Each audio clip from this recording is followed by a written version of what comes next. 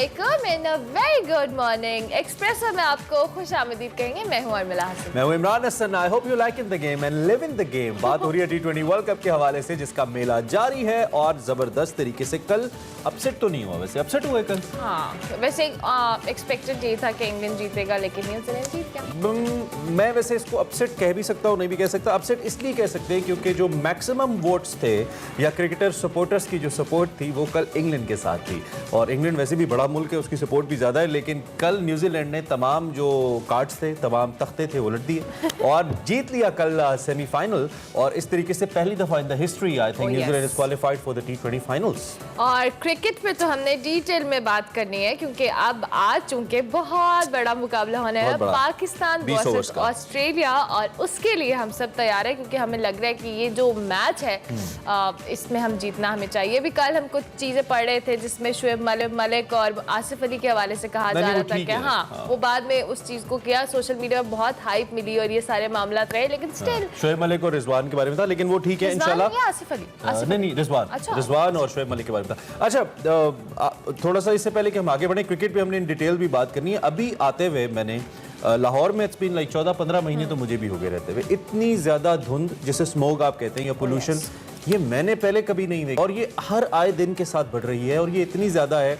I don't know आपको feel होता है या नहीं होता, लेकिन मुझे तो गाड़ी के अंदर, इवन रूम के अंदर जब आप खिड़की खोलते हैं तो आपकी आंखों में जलन महसूस होती है। अगर आपके कमरे में एग्जॉस्ट फैन है तो उसके थ्रू भी आती है आपके रूम्स के अंदर, तो ये वैसे अजीब और आंखों में और आपको सांस में थोड़ा सा प्रॉब्लम भी हो रहा है। तो आप मास्क का इस्तेमाल तो कर ही रहे हैं, लेकिन साथ साथ इसके लिए भी एक एड ऑन फैक्टर हो गया कि आप स्मोक की वजह से भी मास्क का इस्तेमाल लाजमी, इसकी वजह से ज्यादा लाजमी है, क्योंकि एक तो आपको सांस की ब्रीदिंग का इशू है। बुजुर्ग खास तौर पे अगर सुबह कहीं बाहर जाते हैं, अक्सर बुजुर्गों की आदत है टहलने निकल जाते हैं, बाहर जाते हैं, जरूर उनको मास्क लगा के भेजें। और बच्चों को खास तौर पे ये जरूर, दोनों जो तबके इनका एहतियात करें, और आप खुद भी करें। बाइक के ऊपर बहुत सारे लोग जा रहे होते हैं, तो आपको ये खुसूसी गुजारिश है। और उसके साथ साथ हुकूमत भी इस हवाले से कुछ करे। आई डोंट नो इसका साइंटिफिक सोल्यूशन क्या है, बट अर्मिला हसन ये बहुत डेंजरस बात है। मतलब नजर नहीं आ रहा, हद निगाह कम हुआ हुआ इतना ज्यादा। और अभी जब सर्दी आएगी प्रॉपर, जब फॉग भी आएगी, तो दोनों चीजें जब मिक्स हो जाएंगी तो आप सोचे क्या होगा। चले जनाब, डराने के लिए माजरत बताइए, जरूरी है, लेकिन हाँ घबराना नहीं है, घबराना नहीं है, मास्क पहनना है, डराना। हेडलाइंस देखते हैं और फिर क्रिकेट की बात करेंगे। मुकाबला इत्तेहादियों के तहफ़्फ़ुज़ात के बाद हुकूमत ने पार्लियामेंट का आज बुलाया गया मुश्तरका इजलास अचानक मुअख्खर कर दिया। सानिया APS केस, वज़ीर आज़म ने सुप्रीम कोर्ट को 1 माह में सानिया के जिम्मेदारों का तयन और कार्रवाई की यकीन दहानी करा दी। Pakistan open international taekwondo championship में गोल्ड मेडल अपने नाम करने वाले हारून खान होंगे एक्सप्रेसो के मेहमान। सेहरा नवद के खतूत का इख्तिताम कैसा रहा? थर का सफर जानेंगे वकार अहमद मलिक से सेगमेंट सफर है शर्त में। इस्लामाबाद में आवारा जानवरों के लिए घर और हेल्पलाइन कायम करने वालों से आपको मिलवाएंगी Hamna Khalid, segment over a cup of coffee में। और लातादाद फिल्म गीतों को अमर बनाने वाले मारूफ गुलकार ए नैयर को दुनिया से रुखसत हुए 5 बरस बीत गए। जी जनाब, हेडलाइंस आपने जानी। आज बड़ी खबर में नो सियासत सिर्फ क्रिकेट। देखते हैं आज की बड़ी खबर।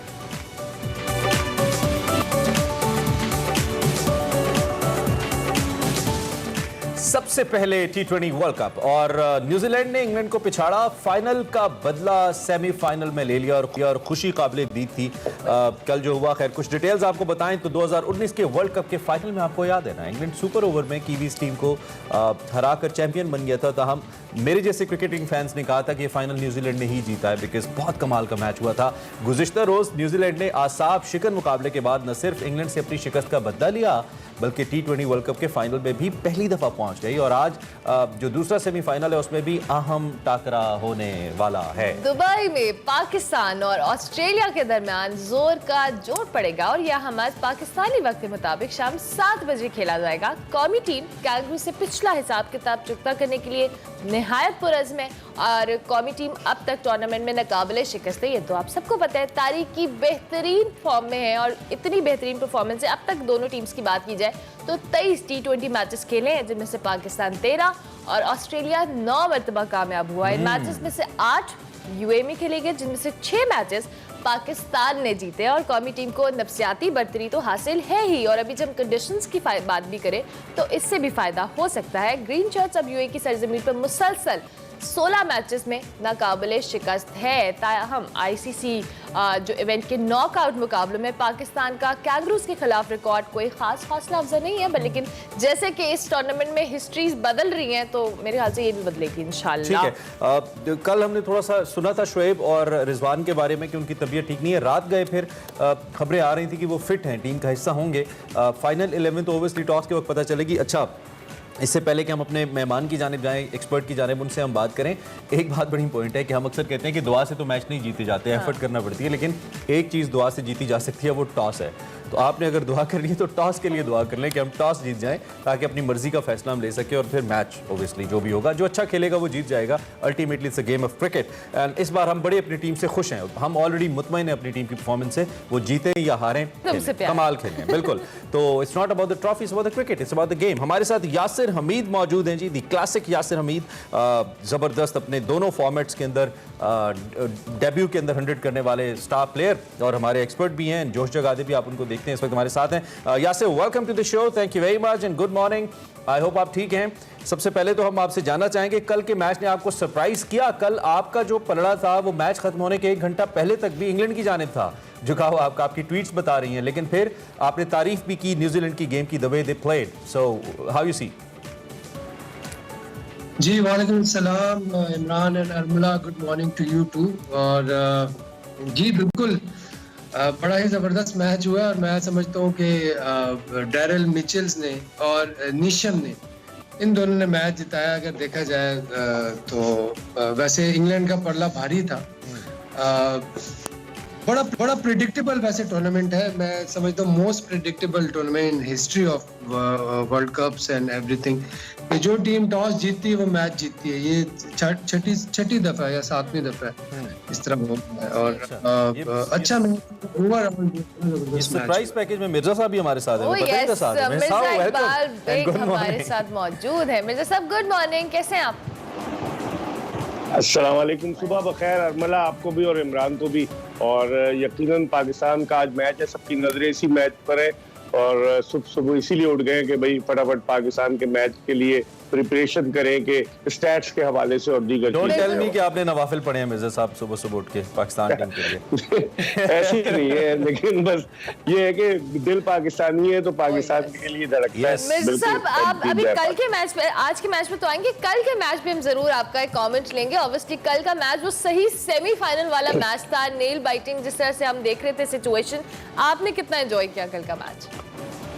कल के मैच में आपको याद होगा, जोश जगा देगा जो पहला सेगमेंट था, मैं ये कह रहा था कि न्यूजीलैंड की टीम को आप रूल आउट नहीं कर सकते। न्यूजीलैंड की टीम बड़ी टफ अपोनेंट है और वही हुआ। इंग्लैंड की बैड लक के इंग्लैंड जो था वो नहीं जीत सका। हालांकि हम समझ रहे थे 166 पे अब इंग्लैंड सेफ पोजीशन में है। और जब 13 रन पर मार्टिन गप्टिल और केन विलियमसन आउट हो गए थे तो उस वक्त ऐसा लग रहा था कि इंग्लैंड की टीम जो है वो ये मैच जीत जाएगी। लेकिन डैरल मिचेल, जिनकी उम्र 30 बरस है, इससे कबल वो 20 T20 इंटरनेशनल मैचेस खेले थे, उन्हें एज एन ओपनर इस टूर्नामेंट में ट्राई किया गया और उन्होंने जबरदस्त परफॉर्मेंस दी। हालांकि उनके वालिद डॉन मिचेल जो है वो रग्बी की टीम के न्यूजीलैंड के रुकन है, लेकिन डैरल मिचेल ने रग्बी खेलने के बजाय क्रिकेट खेलने को तरजीह दी और कल वो हीरो बनकर निकले बाहर। वाह वाह, और वो स्किल्स उनकी नजर नहीं आई। यासिर हमीद, एक तो आपने कहा कि वाकई काफी हद तक, और ये बात आपने नहीं की, सिर्फ इयान मॉर्गन ने भी यही बात की कि हम 18वें ओवर तक मैच के अंदर मौजूद थे, आखिरी 2 ओवर में मैच हमसे निकल गया। तो ये जो मैच निकला इनके हाथ से, आपके ख्याल में टर्निंग पॉइंट कौन सा था? क्योंकि कल कैच इतने छूटे, मुझे लगता है कल दिन कीवीज का था, 4 कैच न्यूजीलैंडर्स ने छोड़े, फिर 2 दफा ऐसी बॉल पकड़ी इंग्लैंड की टीम ने जो कि छक्का हो गया। मतलब luck was not supporting somehow the English team, ऐसा लग रहा था। यासिर, आपको भी लग रहा था?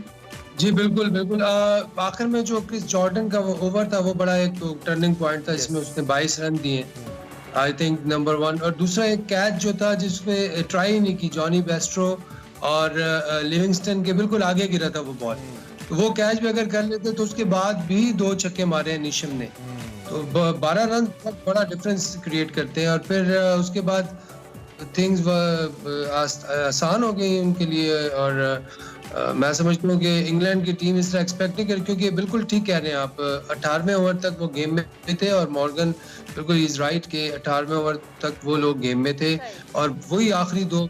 इसलिए T20 में आप बिल्कुल नहीं कह सकते कि किस वक्त जो है वो पासा पलट जाए। ठीक हो गया मिर्जा साहब, ये जो अभी यासिर हमीद ने बात की कि किस वक्त पासा पलट जाए, कल के मैच से पाकिस्तानी टीम को भी बहुत सारा कुछ सोचने को देखने को मिलेगा, क्योंकि कल हमने जिस तरह से देखा कि मैच स्टार्ट में बहुत कंट्रोल में था और एकदम से सिचुएशन बदली। तो आपको लगता है कि पाकिस्तानी टीम को भी मैच के आखिर तक मिडिल जैसे भी इस सिचुएशन को संभालना होगा, क्योंकि ऑब्वियसली ये सेमीफाइनल्स है, इसमें कभी भी कुछ भी हो सकता है। देखिए अरमला, ये क्रंच मैच है और डू और डाई सिचुएशन होगी। आप देखें टूर्नामेंट शुरू हुआ, लोग इंग्लैंड को फेवरेट करार दे रहे थे, इंग्लैंड ने सारे मैच जीते, आखिरी मैच वो साउथ अफ्रीका से 10 रन से हारी। लेकिन फिर उसके बाद कल जिस तरीके से इंग्लैंड ने बैटिंग की, एक तो इंग्लैंड को सेटबैक हुआ, जेसन रॉय अनफिट हो गए, टेमाल मिल्स जो उनके फास्ट बॉलर है वो अनफिट हो गए, जिसका डिसएडवांटेज हुआ इंग्लैंड को।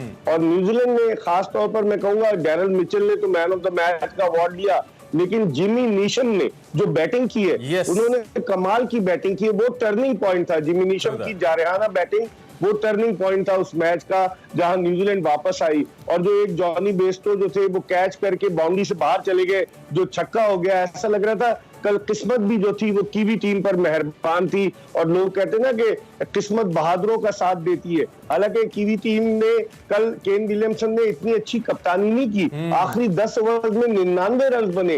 और फिर कल जिस अंदाज से विलियमसन आउट हुए, उन जैसे बैट्समैन से ये तवक्को नहीं की जा सकती। प्री मेडिएटेड स्ट्रोक था उनका कि पहले से प्लान करके खड़े हो गए थे और उनका आदिल रशीद ने कैच लिया शॉर्ट फाइन लेग पर। एक तो इंग्लैंड का इमरान जो वीक लिंक था वो उनकी बॉलिंग में मार्क वुड थे, मार्क वुड को दूसरा मैच खिलाया, इतने इंप्रेसिव नहीं रहे। और फिर जो जॉर्डन ने, क्रिस जॉर्डन, उन पर तो बड़ा रिलाय कर रही थी, बड़े सीजन कैंपेनर है, लेकिन उन्होंने शॉर्ट गेंदें की जिसका फायदा उठाया और इंग्लैंड जो था वो हार गया। इंग्लैंड के लिए बैड लक है, लेकिन अब अगले बरस फिर इंग्लैंड के लिए मौका है ऑस्ट्रेलिया में जो वर्ल्ड कप T20 हो रहा है। और अब से 6 साल पहले की तारीख दोहरा दी गई। आपको याद होगा ईडन गार्डन्स कलकत्ता तमाशाइयों से खचाखच भरा हुआ था और जो बॉलिंग कर रहे थे बेन स्टोक्स और उनके सामने थे कार्लोस ब्रेथवेट वेस्ट इंडीज के, और उन्होंने जो 4 छक्के लगाए, वरना वो फाइनल भी इंग्लैंड जीत जाता। ऐसा लगता है बदकिस्मती इंग्लैंड का ताक़ुब कर रही है और न्यूजीलैंड ने 2019 के वर्ल्ड कप के फाइनल की शिकस्त का बदला ले लिया जो 50 ओवर्स का। दूसरा आपने जो कि न्यूजीलैंड का जिक्र किया, तो इस पूरे टूर्नामेंट के अंदर भी वैसे भी आप अग्री करेंगे न्यूजीलैंड वो टीम है जो आखिरी ओवर्स में सबसे इकोनॉमिकल समझी जाती है, आखिरी ओवर्स में सबसे कम स्कोर देने वाली टीम न्यूजीलैंड है। लेकिन कल बिल्कुल आपकी बात दुरुस्त है कि कल मुकम्मल तौर पर ऑफ कलर नजर आए। एक वीडियो हमने देखी आज, मेरे एक दोस्त है बेसिकली, वो दुबई में मौजूद हैं, ये क्रिकेट की कवरेज के लिए एक चैनल के साथ काम करते हैं। उन्होंने वीडियो मोबाइल से बनाई, जब खिलाड़ी बाहर आ रहे थे, पहले मोहम्मद हफीज से उनका इनकाउंटर हुआ तो उन्होंने कहा हफीज भाई कल क्या करेंगे, तो इस पे हफीज भाई ने कहा मैं तेनू क्यों दसा। और उसके बाद जब इमाद वसीम वहीं से गुजरे तो उन्होंने कहा कैसी तैयारी है, उन्होंने कहा इंशाल्लाह आप दुआ करें बेहतर होगा। तो पाकिस्तानी टीम के मोरल को लेकर, आज के बड़े मैच को लेकर आपकी क्या राय है मिर्जा साहब? How we would have to play in case if we lose the toss, उस सूरत में खास तौर पे हमारी स्ट्रैटेजी क्या होनी चाहिए? देखिए इमरान, जो भी टीमें टॉस जीत रही है और दुबई क्रिकेट स्टेडियम में खास तौर पर जिन टीमों ने 11 में से 10 मैचेस ऐसे हैं कि जिन टीमों ने हदफ का ताक़ुब किया है वो कामयाब हुई है। और दुबई स्टेडियम में भी यही होगा कि टॉस बड़ा वाइटल रोल प्ले करेगा, लेकिन पाकिस्तान को टॉस से हटकर अपने कॉन्फिडेंस को बिल्ड करना है।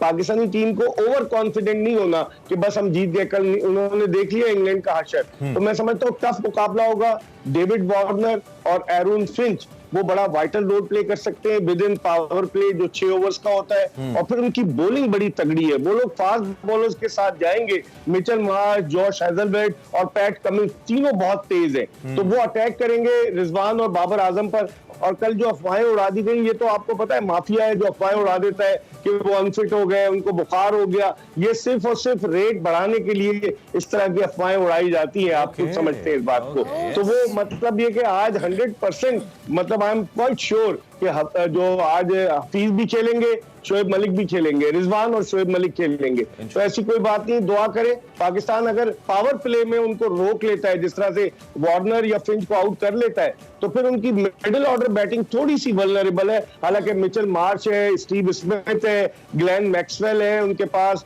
उनकी अच्छी बैटिंग है, लेकिन पावर प्ले बड़ा वाइटल रोल प्ले करेगा। रोल प्ले करेगा, ठीक हो गया। यासिर हमीद, अब जिस तरह से ओवर कॉन्फिडेंस की बात की, हमें ओवर कॉन्फिडेंट नहीं होना, हमें नो डाउट हम नाकाबिले शिकस्त टीम रहे हैं पूरे टूर्नामेंट के अंदर, लेकिन स्टिल इट्स सेमीफाइनल मैच। और कल इंग्लैंड को अगर हम पिछले मैच में भी देखें क्या, जहां साउथ अफ्रीका ने इंग्लैंड को हरा दिया था, तो इंग्लैंड को कल भी एक बहुत अच्छा वो मिला है, जो कह लें ट्रेलर तो नहीं, अब तो फाइनल फिनिश ही हो गया, क्लाइमेक्स ही हो गया मूवी का, लेकिन एग्जैक्टली अब तो हमें भी बहुत कॉन्शियस होके, बहुत स्ट्रैटेजी के साथ, बहुत प्लानिंग के साथ खेलना होगा, क्योंकि ये एक एक बॉल, एक एक ओवर बहुत मैटर करेगा आज के मैच में। जी बिल्कुल, मैं समझता हूँ ओवर कॉन्फिडेंट ना हो, लेकिन अच्छा खेल रहे हैं, फील गुड कि वी हैव डन वेल। और जहाँ तक बात की है पेस की, तो ये बड़ा इंपॉर्टेंट पॉइंट है। मिचेल स्टार्क,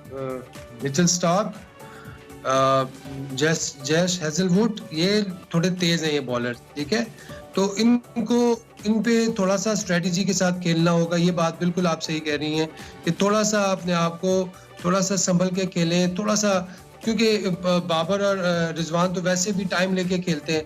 और अच्छी बात यह है कि हमारा मिडिल ऑर्डर स्ट्रांग है, पॉजिटिव्स बहुत है। इंशाल्लाह टीम भी अच्छा कर रही है और फिनिशिंग भी अच्छी हो रही है, फिर बॉलिंग भी अच्छी हो रही है, काफी पॉजिटिव्स हैं। इंशाल्लाह we have to be very hopeful. इंशाल्लाह ये मैच हम जीतेंगे, बट ये है कि मैच सेमीफाइनल है, कुछ ऊपर नीचे भी हो सकता है, क्योंकि क्रिकेट में आपको cricket I think we should not be, हमें इसको वैसे ही देखना चाहिए जैसे बैनुल अक़वामी शायकीन देखते हैं कि ठीक है, if we win, if we make it. कल मैंने देखा इंग्लैंड की टीम हारी, उसके बावजूद क्लैप कर रहे थे जो इंग्लैंड के वहाँ पे स्पेक्टेटर्स मौजूद थे। डजंट मीन कि टीम हार गई है तो आप लड़ना शुरू कर दें। गलतियां होती हैं, ओब्वियसली हर टीम गलतियों से ही सीखती है। मेरे साहब दो चीज़ें, एक तो सबसे पहले मैथ्यू हेडन जो हैं, कल रिजवान के हवाले से उन्होंने एक स्टेटमेंट दी। रिजवान ने उनको एक कुरान करीम गिफ्ट किया जो कि इंग्लिश के अंदर जिसका तर्जमा हुआ है, और कल उन्होंने कहा कि मैं वो पढ़ रहा हूँ, और साथ साथ उन्होंने कहा कि Rizwan is one of the best human beings I've ever met, और टीम के हवाले से भी बड़े पॉजिटिव थे। और फिर उसके साथ कल उनकी एक वीडियो आई जिसमें वो गाने वाने भी गा रहे थे, तो ऐसा लगता है कि मैथ्यू की जो ओवरऑल केमिस्ट्री है टीम के साथ वो बड़ी ज़बरदस्त सिंक हो रही है। आप कैसे देखते हैं? बिल्कुल आप सही कह रहे हैं, लेकिन वो बांग्लादेश के दौरे पर नहीं जाएंगे। पाकिस्तानी टीम का वतन वापस आएगी T20 वर्ल्ड कप के बाद, बांग्लादेश जाना है। मैथ्यू हेडन को एक टेम्परेरीली उनको असाइनमेंट दिया गया था, लेकिन जिस तरह की उनकी टीम के साथ केमिस्ट्री मिल गई है, मुझे लगता है इन फ्यूचर मैथ्यू हेडन शायद पाकिस्तानी टीम के साथ हो, क्योंकि पाकिस्तान में कई टेस्ट क्रिकेटर्स क्रिटिसाइज कर रहे थे कि जी गैर मुल्कियों को क्यों ले आए हमारे होते हुए, लेकिन रिजल्ट सबके सामने है। तो मैं समझता हूँ कि मैथ्यू हेडन को जिस तरीके से उनका जो घुल मिल गए पाकिस्तानी क्रिकेटर्स के साथ, ये बड़ा एक पॉजिटिव साइन है। और आज वो क्या बताते हैं, असल चीज तो ये देखनी है, क्योंकि मिचेल स्टार्क बहुत तेज है, यासिर पैट कमिंस को भूल गए, पैट कमिंस भी बहुत तेज है, और जॉश हेजलवुड भी। इन तीनों के खिलाफ क्या वो पाकिस्तानी बैट्समैनों को गुर बताते हैं, क्योंकि हेडन खुद फास्ट बॉलर्स को बहुत अच्छा खेलते थे, तो इन तीनों को कैसे टैकल करना है, अंदर की बात क्या होती है, ये अंदर की बात वो पाकिस्तानी बैट्समैनों को जरूर बताएंगे ऑस्ट्रेलियन बॉलिंग के हवाले से। ये तो है, बिल्कुल है। अच्छा, फिर आगे बढ़ते हुए हम अगर आज के मैच की बात करें तो शायकीन को क्या उम्मीद रखनी चाहिए मिर्जा साहब? शायकीन को तवक्को रखनी चाहिए कि पाकिस्तान से जीतेगा, अल्लाह करे पाकिस्तान जीते, लेकिन खुदा न खास्ता अगर हम हारते भी हैं, फाइट करके हारते हैं, तो हमें उनसे वही गाना चलाना चाहिए कि तुम जीतो या हारो, हमें तुमसे प्यार है। कल एक रमीज राजा साहब की भी स्टेटमेंट दोबारा से आई, he is been very positive, और उन्होंने कहा कि फियरलेस होकर खेलें, हार की फिक्र मत करें, जो मोमेंटम आपका है उस मोमेंटम के साथ चलें। और बाबर आजम को भी उन्होंने इंकरेज किया, और बाबर आजम ने खुद भी कहा कि हम आज़ादी से फैसले कर रहे हैं, बोल्ड डिसीजंस ले रहे हैं। इस स्टेटमेंट को लेकर आप क्या कहेंगे? बाबर आजम की एक तो विकेट बड़ी इंपॉर्टेंट होगी, और डिसीजन जो बाबर आजम कर रहे हैं उससे लग रहा है कि उनका रिमोट कंट्रोल उन्हीं के पास आ गया, वरना पहले कहीं और था उनका रिमोट कंट्रोल, है ना। तो मुझे लग रहा है कि बाबर आजम जिस तरीके से इंडिपेंडेंटली जो उनमें कॉन्फिडेंस आया है, उस कॉन्फिडेंस को देखते हुए हम समझते हैं कि इंशाल्लाह ताला पाकिस्तान जीतेगा इंशाल्लाह। एक सवाल यासिर हमीद से कर लूं? जरूर। यासिर हमीद, आज सईद अजमल का बदला ले पाकिस्तान की टीम? आपके दोस्त, हमारे दोस्त लोग बड़ा जिक्र कर रहे हैं सईद अजमल अजमल का ऑस्ट्रेलिया के साथ मैच को लेकर बदला ले पाएंगे हम? जी आज तो लेना पड़ेगा, वरना ये तो फिर शाम को बताऊंगा ना। ये बदला तो ये बदला बनता है ना। ये सईद अजमल को ये बात बिल्कुल पसंद नहीं आएगी। सईद भाई ने कल भी इस बात को खुद भी वैसे छेड़ रहे हैं वो आजकल अपने आप को खुद ही के, लेकिन पाकिस्तानी कौम उनके बदले के लिए तैयार है। उनकी वीडियोस बना रहे हैं। मैंने वीडियो देखी थी, प्रॉपर एक वीडियो उन्होंने बनाई है 5 मिनट की। उसमें उन्होंने कहा लड़कों आपने मेरा बदला लेना है लाजमी। मैंने कहा यार ये जरा मैं भी कह दूंगा क्या ये सईद भाई हमने आपका बदला लेना है। मैं आज फिर कह रहा हूँ कि इंशाल्लाह बतौर कुर्बानी पेश कर रहे हैं टीम का मोराल बुलंद करने के लिए, तो मेरे ख्याल में he is a great Pakistani, he is a great Pakistani, actually is a great hero. लेकिन इस पॉइंट ऑफ टाइम के ऊपर अपने ऊपर क्रिटिसिज्म लेकर टीम को बकअप करना मेरे ख्याल में ये भी बड़ी बात है यासिर, ऐसे प्लेयर्स नहीं करते। तो सईद भाई को उनकी गैर मौजूदगी में बड़ी बात है। अगर आप देखें वी हैव एन अपडेट, हमें वहां जाना है इस वक्त। शेख साहब वजीर दाखिला बात करें कि आपको बराह रास्त दिखा शुरू कर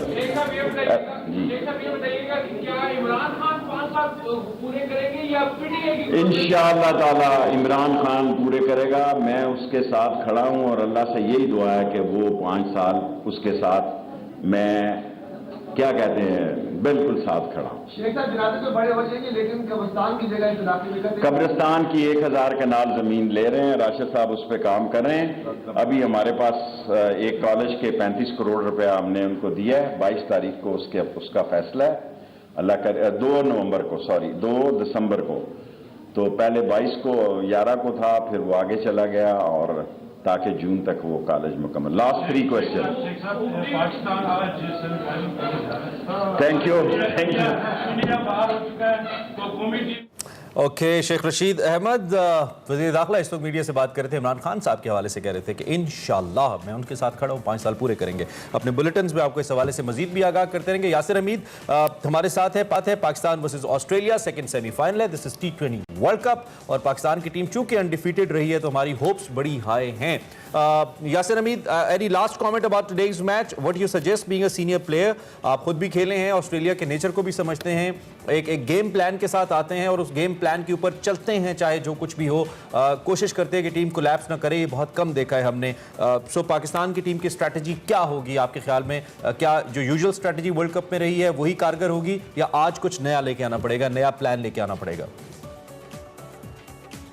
देखिए थोड़ा सा मैं ये समझता हूँ कि कॉन्फिडेंट है हमारी टीम माशाल्लाह, लेकिन थोड़ा सा नर्व्स की गेम होगी। ठीक है, शुरू में थोड़ी सी नर्व्स की, जिस तरह इंडिया के साथ हम खेले हैं। इंडिया का गेम बड़ा गेम था इससे, क्योंकि इंडिया के साथ खेलना एक प्रेशर, एडेड प्रेशर होता है। फिर वर्ल्ड कप में हम कभी नहीं उनसे जीते। Semifinal no doubt knockout game है, बट पाकिस्तान ने इस टूर्नामेंट में काफ़ी प्रेशर्स लेके और यहाँ तक पहुँचा है। तो मैं समझता हूँ कि अच्छा करेगा। आई एम वेरी होपफुल कि पाकिस्तान बेटर करेगा, अच्छा करेगा। लेकिन ऑस्ट्रेलिया की टीम, दुनिया की टीम भी तगड़ी है। ऑस्ट्रेलिया की टीम भी तगड़ी है, उसको भी हमें नहीं लेना। Exactly, thank you very much Yasir Hamid, बहुत शुक्रिया कि आपने अर्ली इन द मॉर्निंग हमें ज्वाइन और आज के मैच के हवाले से अपने कमेंट्स भी दिए। वी आर होपफुल इंशाल्लाह जिस तरह से पाकिस्तान ने इतना कंसिस्टेंट होकर परफॉर्म किया ये अब भी परफॉर्म करेगी और हम कब लेकर आएंगे। अभी हम एक ब्रेक लेंगे, ब्रेक के बाद हाजिर होंगे। आप देखते हैं एक्सप्रेस।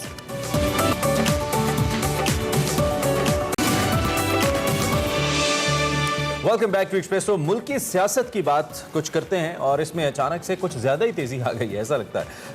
अभी हम 2 अहम डेवलपमेंट्स पर बात करेंगे आपके साथ। एक तो जो हुकूमत ने पार्लियामेंट का आज इजलास बुलाया था उसे मौखिर कर दिया है, जबकि दूसरी जानिब वज़ीर आज़म की सुप्रीम कोर्ट में गैर मुतवक्के पेशी हुई है और कल ये खबरों की जीनत भी रहा मामला सारा दिन। हुकूमत ने जो पार्लियामेंट का मुश्तरका इजलास है वो आज बुलाया था। वफाकी वज़रा का ये दावा था कि EVM और जो इलेक्शन रिफॉर्म समेत अहम कौमी इशूज़ हैं इस पर हम तारीखी कानून साजी करेंगे। इसी सिलसिले में वज़ीर आज़म ने जो पार्लिमानी पार्टी और इत्तेहादी हैं उनको ज़ोराना भी दिया था, लेकिन इस मौके पर वज़ीर आज़म ने अपने खिताब में उनका जो खिताब था उनके लहजे में एक तलखी नज़र आई। ऐसा लगा कि वज़ीर आज़म तलखी भी है, कुछ टेंस्ड भी हैं, कुछ एग्रेसिव भी हैं ज़्यादा। उन्होंने EVM के मामले पर इलेक्शन कमीशन को एक बार फिर कड़ी तनकीद का निशाना बनाया और जहाँ पे जो अरकान पार्लियामेंट मौजूद थे उन्हें ये हिदायत की कि वो इस मामले को एक जिहाद समझकर पार्लियामेंट में आएँ और इसकी हिमायत करें। लेकिन वज़ीर आज़म के खिताब के कुछ देर बाद ही हुकूमत पार्लियामेंट का जो मुश्तरका इजलास था मौखिर कर दिया गया। इत्तलात ये आई या खबरें ही आई कि शायद हुकूमत को सुबकी हो सकती थी, इसलिए हुकूमत ने ऐसा किया। साथ साथ वज़ीर इत्तलात फवाद चौधरी ने इसका जवाब ये बताया कि इलेक्शन रिफॉर्म्स मुल्क के मुस्तकबल का मामला है, नेक नियति से मामलात पर इत्तफाक राय पैदा करना चाहते हैं और इत्तफाक राय के लिए एक बार फिर अपोजिशन से राब्ता करने का भी फैसला किया गया है। ताहम जो मुतफ़िका इलेक्शन रिफॉर्म्स का बिल है वो लाया जा सकेगा। ताहम मुश्तरका इजलास मौखर करने की जो कई वजूहात बताई जा रही हैं, जिनमें से एक तो हुकूमत को अददी बढ़ती का भी मसला पेश आ रहा था, जिसका मुजाहरा गुज़िश्ता रोज़ कौमी असम्बली के इजलास में भी देखने में आया था। दूसरी तरफ हुकूमत ने इत्तेहादियों ने EVMs के मामले पर भी तहफ़्फ़ुज़ात का इज़हार किया है। इत्तेहादियों ने हिमायत से साफ इनकार कर दिया है। बाद में इसका इज़हार MQM और काफ लीग के रहनुमाओं ने मुख्तलिफ TV चैनल्स पर भी किया। बिल्कुल, इसी हवाले से वज़ीर दाखिला शेख रशीद अहमद साहब हमें ज्वाइन कर रहे हैं, उनसे ज़रा बात करते हैं। शेख साहब, बहुत शुक्रिया, बहुत दिनों के बाद आपने हमें ज्वाइन किया एंड गुड मॉर्निंग। आप भी इत्तेहादी हुकूमत के, आपको ब्रीफिंग दी हुकूमत ने EVM के ऊपर, आप मुतमईन हैं? मैं तो मुतमईन हूँ जी, मैं तो EVM के साथ था हूँ और मुझे ब्रीफिंग की जरूरत नहीं थी। तो जिनको एतराज थे वो आपने उनका नाम ले लिया, वो खुद TV पे भी आ गया, तो मुझे आप बीच में खाम खाना। नहीं, आपको तो मोहब्बत में बुलाते हैं, आप बात अच्छी करते हैं। ऐसी मोहब्बत का क्या फायदा जो गलतफहमियां पैदा करे। नहीं, गलतफहमियां नहीं पैदा करेंगे सर। मुझे तो बिल्कुल, मैं तो साथ नहीं। अच्छा, दैट्स रियली ग्रेट। लेकिन ये आप इतने सीनियर सियासतदान हैं और ये जितने सीनियर सियासतदान हैं सबको आप समझते भी हैं, इनके साथ ओबियसली बीइंग अ कोलीग आपने पॉलिटिक्स की भी, आप इनको जानते हैं। ये क्यों ब्रीफिंग को जवाज बना के इस वक्त इत्तेहादी जमात, मुख्तलिफ जो जमातें हैं वो मुख्तलिफ एतराज़ात बार बार बीच में लेके आ रही हैं? क्या मामला बीच में कुछ और है या वाकई ब्रीफिंग कोई मामला नहीं, बस ऐसे चला पाकिस्तान की सियासत में 3-3.5 साल का गुजर जाए तो फिर टक टुक शुरू हो जाती है। तो अब इलेक्शन करीब है और 1.5 साल बाद, तो फिर हर आदमी की अपनी एक सोच का अंदाज होता है। तो मुझे आप इसमें ना करें, आप कॉम्प्लिकेटेड क्वेश्चन मुझसे कर रहे हैं। चले, मैं आपसे सीधा सवाल करता हूँ। पार्लियामेंट का इजलास मौखिर हो गया, तो इसकी बुनियादी वजह क्या है आपके ख्याल में? खैर है, ये तो नॉर्मल बात है। स्पीकर ने सारे हालात देखे होंगे। कल के लंच के बाद स्पीकर उस मीटिंग में थे, उस सूरत हाल को देखकर उन्होंने फैसला किया होगा। Thank you. ठीक है। अच्छा, एक और ये चले, शेख साहब का ये बड़ा मसला है, बस चले शेख साहब बात ज़्यादा किया करें, फिर इलेक्शन गुजर जाने हैं, फिर आपने बात हमसे ही करनी है, तो बात ज़्यादा किया करें। खैर, शेख रशीद साहब आपके सामने थे जी, बिल्कुल छोटी सी बात करके निकल गए और कहते हैं आप मुझसे कॉम्प्लिकेटेड क्वेश्चंस करें। ऐसा है कि अवॉइड कर रहे हैं, वुज़रा सवालों के जवाब नहीं देना चाह रहे। बहुत जब प्रेस कॉन्फ्रेंसेज होती है, प्रेस टॉक्स में भी जब मुख्तलिफ क्रिटिकल क्वेश्चन जर्नलिस्ट की जानिब से किए जाते हैं, तो वुज़रा ये कह के उस सवाल का जवाब नहीं देते कि इस पर हम पहले बात कर चुके हैं, इस पर आप बात करना नहीं चाहते। रिसेंटली TLP का मामला था, अभी ये पार्लियामेंट का मामला है। कल जब प्राइम मिनिस्टर को तलब किया गया सुप्रीम कोर्ट के अंदर, तो वो एक बड़ा ही अहम इशू था, जिसके ऊपर जो साने APS था उसके बारे में सुप्रीम कोर्ट ने कहा था कि आप ने इस पे क्या काम किया। तो उस पर एक बड़ा, आपने कल सारा दिन देखा कि जो साने APS है, इस केस की समाअत हुई, इसमें वज़ीर आज़म की गैर मुतवक्की तलबी सामने आई और वज़ीर आज़म सुप्रीम कोर्ट में पेश भी हुए। बिल्कुल, और तहकीकाती कमेटी की जो रिपोर्ट है उस पर अमल दरामद ना होने पर उन्हें सख्त सवालात का सामना भी करना पड़ा, लेकिन प्राइम मिनिस्टर ने सुप्रीम कोर्ट को जिम्मेदारों के खिलाफ कार्रवाई की यकीन दहानी भी कराई और जवाब दिया कि मुल्क में कोई मुकद्दस गाय नहीं है। बिल्कुल, उन्होंने कहा कि जी अदालत हुक्म करे, हुकूमत एक्शन लेने के लिए तैयार है। तमाम सुप्रीम कोर्ट ने जो शोदा है उनके लवाकिन का मौक़िफ़ लेकर कार्रवाई का हुक्म देते हुए पेशरफ्त पर रिपोर्ट वज़ीर आज़म के दस्तखत के साथ 4 हफ्तों में जमा करवाने की हिदायत की है। देखते हैं इस पर क्या डेवलपमेंट होती है। Getting back to the behaviour of the ministers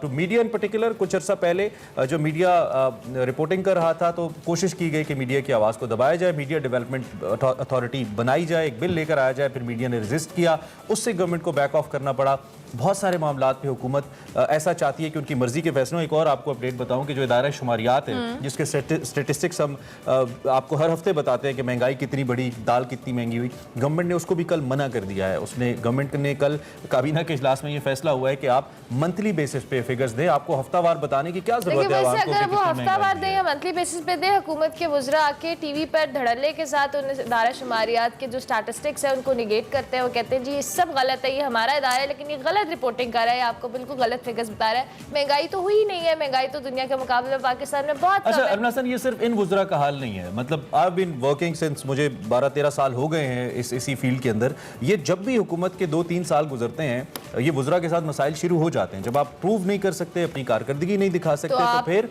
आप उस तनकीद से बचने के लिए there is a terminology in cricket, well left, तो आप वेल लेफ्ट करने की कोशिश करते हैं। कभी कभार एज भी लग जाता है, आप स्लिप पे आउट भी हो जाते हैं, लेकिन ये वुज़रा का बिहेवियर रहता है। सो अल्टीमेटली अगर आपके पास कुछ बताने को हो, अल्टीमेटली अगर आप अपनी पॉलिसी लाइन पे क्लियर हो, अल्टीमेटली अगर आपको कोई इबाहम ना हो अपनी पार्टी पॉलिसी को लेकर, अपने तर्ज सियासत को लेकर, अपनी तर्ज हुक्मरानी को लेकर, तो फिर डेफिनेटली आप आवाम के सामने, बिकॉज ये जो प्लेटफॉर्म्स हैं ये आवाम के प्लेटफॉर्म्स हैं, हम we ask the question on behalf of the people, public. Exactly, हमारा कोई पर्सनल इंटरेस्ट नहीं होता और आप वही गुजरा होते हैं जब आप इलेक्शन लड़े होते हैं, तो आप उस वक्त मीडिया पर आते हैं बड़े जोरों शोर से, बड़े जो कह ले ऊंचे बुलंद बाला दावे करते हैं कि हम ये कर देंगे वो कर देंगे, फिर आप इस मीडिया का तब भी रिगार्ड करें जब ये आपको मौका देता है, और उसके बाद जब आपको मौका मिलता है कि आप कुछ प्रूव करें तो आपके पास बोलने के लिए कुछ नहीं और होता। हमारे डियरेस्ट शेख साहब को ये बात याद रखनी चाहिए कि जब उनको पुलिस पकड़ रही थी कमेटी चौक में, तो एक मीडिया की DSNG पे बैठ के उन्होंने प्रेस टॉक की थी, हमने दिखाया था आपको। शेख साहब हमसे बात किया करें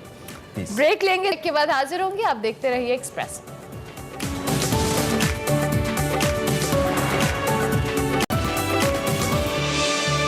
मैं तो जला ऐसा जीवन भर, क्या कोई दीप जला होगा। पता है किसकी बात करें? ए नैयर की। ए नैयर की बात कर रहे हैं, द ग्रेट ए नैयर। हम मौका जारी नहीं देते ना खराज तहसीन पेश करने का। लातादाद फिल्मी गीतों को अमर बनाने वाले मारूफ गुलकार ए नैयर दुनिया से रुखसत हुए और आज उनको 5 बरस बीत गए। लेकिन हम अगर उनके गीतों की बात करें तो आज भी उनके गीत कानों में रस खोलते हैं। ए नैयर 1955 को साहिवाल के करीब एक गांव में पैदा हुए। उनका असल नाम आर्थर नैयर था, ताहम उन्होंने ए नैयर के नाम से मकबूलियत पाई। उन्होंने बहुत अरसे तक पाकिस्तान फिल्म इंडस्ट्री को सर्व किया, may God bless his soul, और इसके साथ साथ उनका जो काम है वो हमेशा हमारे बीच जिंदा रहेगा। अभी हम ब्रेक लेंगे, ब्रेक के बाद हाजिर होंगे, आप देखते रहिए एक्सप्रेसो।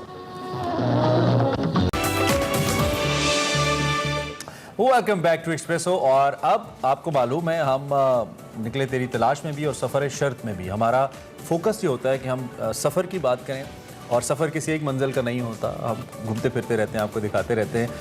कुछ सैरा नवर्द के खतूत का सिलसिला था सफ़र शर्त के अंदर जिनको आप देख रहे थे, वो खतूत तो मुकम्मल हुए, और आई थिंक अब से कुछ दिन पहले ही हमने आखिरी ख़त आपको दिखाया भी था, सुनाया भी था, पढ़ के बताया भी था। ये ओवरऑल जो तजर्बा था हमारा, हम क्यों सहरा में गए, हमारा मकसद क्या था, और वकार अहमद मलिक और उनके साथ नदीम भट्टी जो उनके कैमरामैन थे, उनका कैसा तजर्बा रहा, इस पर हमने आज इन डिटेल्स बात करनी है। लेकिन पहले हमने समोया है इस सारी जर्नी को, इस सफ़र को एक पैकेज के अंदर, वो आपको दिखाते हैं, वापस आते हैं और फिर गुफ्तगू करते हैं इसमें।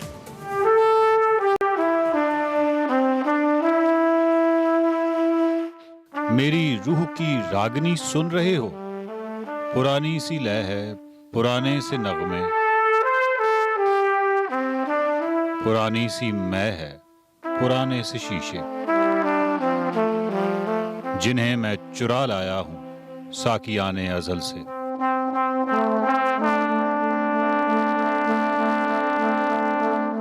ये पारकर में वीरवाह मंदिर है, न कोई देवदासी, न कोई जलता दिया, खामोशी है।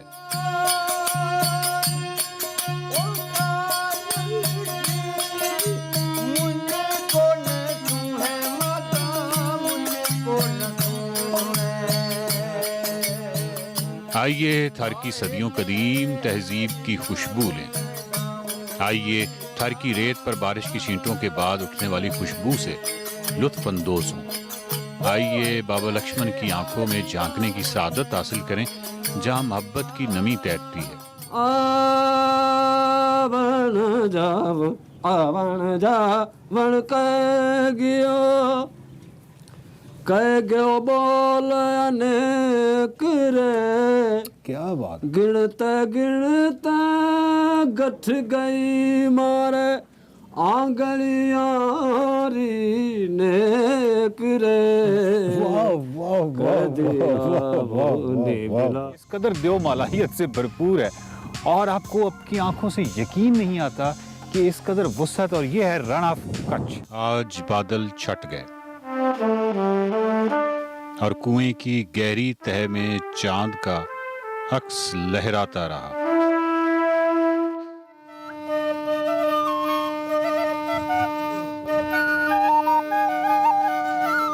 आप बहुत बड़े फनकार हैं, कोई इसमें कोई शक नहीं, और आप बहुत बड़े इंसान भी हैं। बस जो हाल है, थर का हूँ, डूबा हुआ हूँ।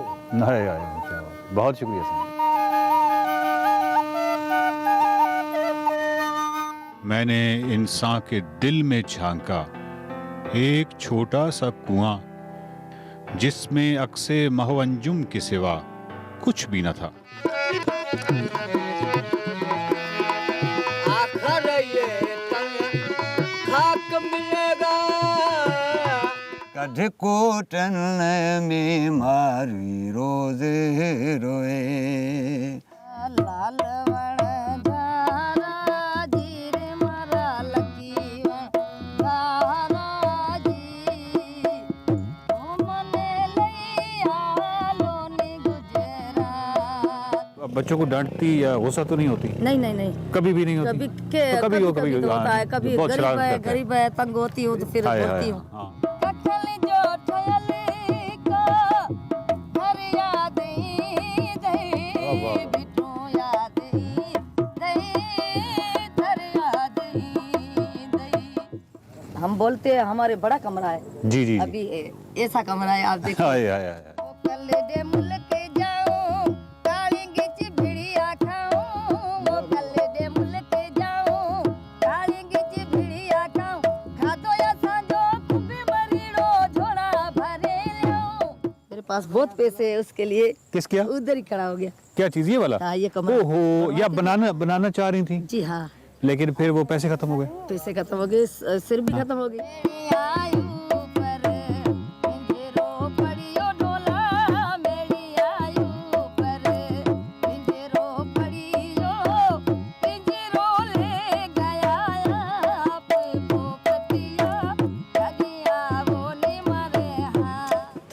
थर की खूबसूरती, थर से जुड़ी हर चीज़ हमने आपको इन सहरा नवद के खुतूत में दिखाई, और इनका ये सफ़र कैसा रहा, इस सफ़र को हमने इस जो विजुअल्स की शक्ल में तो आपको दिखाया, लेकिन जो हम सुनेंगे वो भी बड़ा डिफरेंट एक्सपीरियंस होगा। वकार अहमद मलिक और डीओपी नदीम भट्टी हमारे साथ मौजूद हैं। आप दोनों को हम खुशामदीद कहेंगे। और कैसे हैं आप दोनों? खैरियत से? अल्हम्दुलिल्लाह। ज़बरदस्त। वकार भाई, ये जो हमने सहरा नवद के खुतूत देखे, आपने थर के वो एस्पेक्ट्स दिखाए जो शायद आम जिंदगी में या आम लोग उसको नहीं जानते, म्यूज़िक से लेकर उनकी कल्चर को लेकर हर चीज़। आपका ये सफ़र कैसा रहा? मेरा सफ़र बहुत अच्छा रहा। आपका जो तारुफी थी लाइंस, उनके साथ थोड़ा सा इख्तलाफ करते हुए आपने कहा कि हमने समोने की कोशिश की है एक मोन्टाज की शक्ल में। एक्चुअली मैं तो समो सकता ही नहीं हूँ।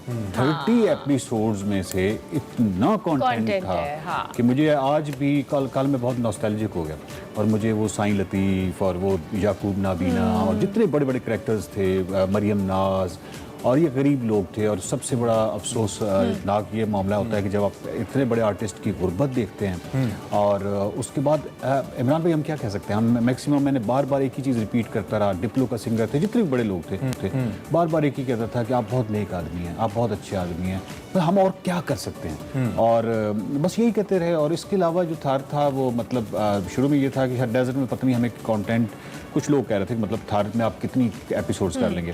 मैं आपको सिर्फ ये कहता हूँ कि हमने मिट्टी किया है, हमने डिप्लो किया और हमने नगर पार्कर किया, हमने थार नहीं किया। हमने सिर्फ 3 जगहों पे गए हैं, और मैं बहुत आपको वसूख से कह सकता हूँ कि हमने बमुश्किल 20-25% कंटेंट किया है थर में। जहाँ जाएं, जो ईंट उठाएं नीचे से, आर्कियोलॉजी है, हिस्ट्री है, फोटोज हैं, आर्ट है, जिस कैरेक्टर से बात करें वो आर्टिस्ट है, वो गुलकार है, मतलब आप कुछ नहीं कर सकते थार में, इतना कंटेंट। वाह वाह वाह। तो नदीम भाई, आप हमें ये बताइए कि आपका कैसा रहा तजर्बा, ओवरऑल सफ़र वहाँ पे, फिर थर के अंदर जाना, उस माहौल के अंदर शूट करना, क्योंकि यूजुअली न्यूज़ चैनल्स के अंदर काम करते हुए तो हमारा तरीक़ाकार मुख्तलिफ होता है, लेकिन वो एक बिल्कुल अलग दुनिया है। तो कैसा तजर्बा रहा आपका? शुरू में तो बड़ा मुश्किल रहा, तो लेकिन जब हमने काम शुरू किया तो आहिस्ता आहिस्ता फिर हमें कंटेंट मिलना शुरू हुआ, फिर हमारा वो हम काम करने लग गए। जगह जगह पे कंटेंट था। हम कोशिश ये हमारी थी कि ज़्यादा से ज़्यादा हम चीज़ों को कवर करके, और टाइम हमारे पास कम था तो हम ज़्यादा से ज़्यादा चीज़ों को कवर करें और समेट के वापस लेके जाएं इसको, और आपको दिखाएं जाएगा स्क्रीन पे। नदीम भट्टी को हम ये क्रेडिट ज़रूर देंगे कि जो विजुअल्स और जो शॉट्स हमें देखने को मिले थर की, रात में हो, दिन में हो, सुबह सवेरे हो, हर जगह को इतनी खूबसूरती से नदीम भट्टी ने कैप्चर किया है। अब वकार भाई, ऑब्वियसली विजुअल्स का कॉम्प्लीमेंट करना साथ बड़ा ज़रूरी होता है जब आप एक जगह की खूबसूरती के हवाले से वहाँ के कल्चर को दिखा रहे होते हैं। तो ये जो आपस में आप दोनों की कोऑर्डिनेशन थी, ये कितनी अच्छी रही, और आपको पता पता था कि आपने क्या शूट करना है और क्या आपको तो ऑब्वियसली कंटेंट का आइडिया होगा, आपको पता था कि नदीम है किस तरह से इसको शूट करना चाहिए और क्या इसका विजुअल इम्पैक्ट आएगा? देखिए जो कोऑर्डिनेशन है, ये जो ज़हनी हमायंगी है, इसकी तारीख जो है वो एक दहाई पे कम से कम मुहित है। और 2011 में नदीम भट्टी मेरे साथ गए थे, हमने सफ़र शर्त 1 किया था मोटरसाइकिल पे, कराक्रम हाईवे हमने की थी। और मुझे वो भट्टी याद है, बिल्कुल बच्चा सा हुआ करता था। कि ये लत पुरानी है।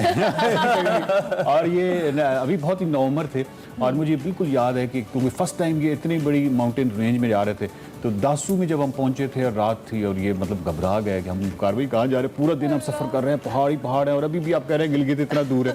तो ये पुरानी है, मतलब एक पूरा एक है और उसमें आपकी फिर एक ज़हनी हमायंगी हो जाती है, आपको पता होता है, फिर से एक दूसरे के साथ आप बहुत कंफर्टेबल हो जाते हैं।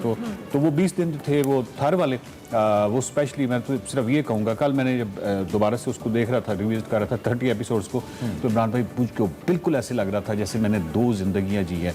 एक जिंदगी जो है वो थर की है, वो बड़ी एक्सक्लूसिव सी मुझे नजर आ रही थी, बिल्कुल अलहदा से, बड़ा नॉस्टैल्जिकल। कल बल्कि शुक्र करें मैं आप ट्रांसमिशन में आ गया हूँ, कल मेरी बिल्कुल ये हालत थी कि मेरा दिल कर रहा था कि मैं अभी शाम को गाड़ी निकालूँ, मैं थर पहुँच जाऊँ और उन कैरेक्टर से मिलूँ। क्या बात है।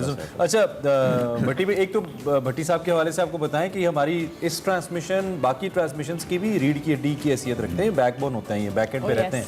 तो आज जरा हमने कहा इनका तारुफ आपसे करा दे। तो अब ये बताइए कि कोई वाकया अच्छा, कोई ऐसा मोमेंट, इंसिडेंट, कोई चीज़ हमसे शेयर करना चाहे, नंबर 1। और दूसरा, बड़ी तारीफ हमें सुनने को मिली हमारे इवन अपने जो लोग हैं और बाहर से भी जो देखने वाले हैं, जो मारवी का कुआं आप लोगों ने शूट किया और वो जो एक एपिसोड था वो बड़ा ज़बरदस्त था। और मुझे खास तौर पे जो रन ऑफ कच्छ का जो आपने वो दिखाया area, I love those shots. मुझे लगा पता नहीं कितना बड़ा को फिल्म का क्रू है जिसको शूट कर रहा है, लेकिन दैट वाज लाइक बहुत ही ज़बरदस्त। दो मुजाहिद थे। हाँ, तो आप बताइए, आदमी तो 2 ही होते हैं जो तब्दीली लाते हैं, तो कोई अपना तजर्बा बताइए आप हमें।